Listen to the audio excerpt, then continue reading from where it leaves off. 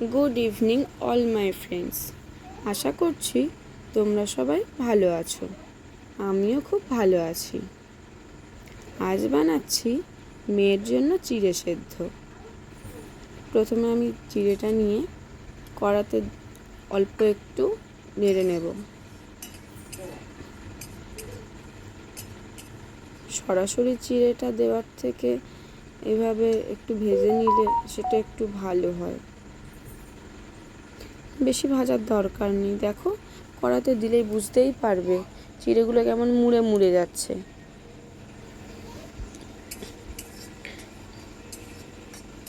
এতটুকু নাড়লেই হবে। দেখো, চিড়েটাকে হাতে নিয়ে দেখাচ্ছি, জাস্ট একটু চাপলেই দেখেছো কেমন ভেঙে যাচ্ছে। এই সময় চিড়েটাকে অন্য জায়গায় নামিয়ে নেব। এরপর কড়াইতে দিয়ে দেব জল। আমার মেয়ে যেহেতু গরুর দুধটা খায় না, তার জন্য আমি জল দিলাম। তোমাদের বাচ্চারা যদি দুধ খেতে চায়, মানে যারা দুধ পছন্দ করে, তারা দুধ দিয়ে এটা বানাতে পারে।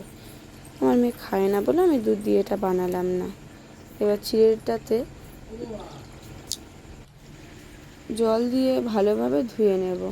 এর মধ্যে ধানের খোসা থাকতো, তার জন্য ভালো করে ধুয়ে নিয়ে এটাকে এবার আমি দিয়ে দিলাম কড়াইতে।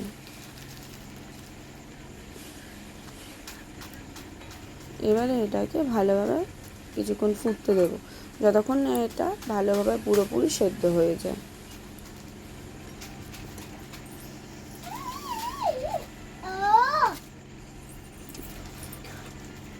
মিনিট 5 পর দেখো চিড়েটা এইরকম সেদ্ধ হয়ে গেছে।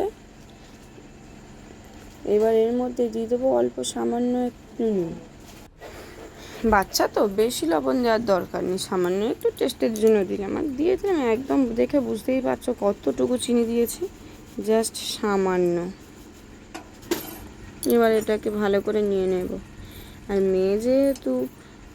আমার মেয়ে যেহেতু গরুর দুধ খায় না, তার জন্য দিয়ে দেবো 1 চামচ গুঁড়ো দুধ।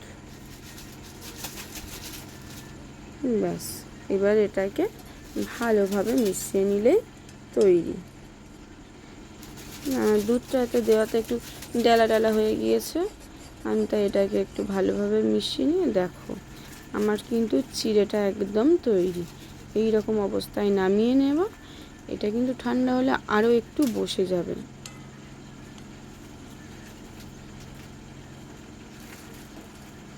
এটা তোমরা 1 বছরের পর থেকে বাচ্চাদের খাওয়াতেই পারো। আমার মেয়ে কিন্তু এটা খুব ভালোবাসে। সম্পূর্ণ ভিডিওটা দেখার জন্য ধন্যবাদ। টাটা।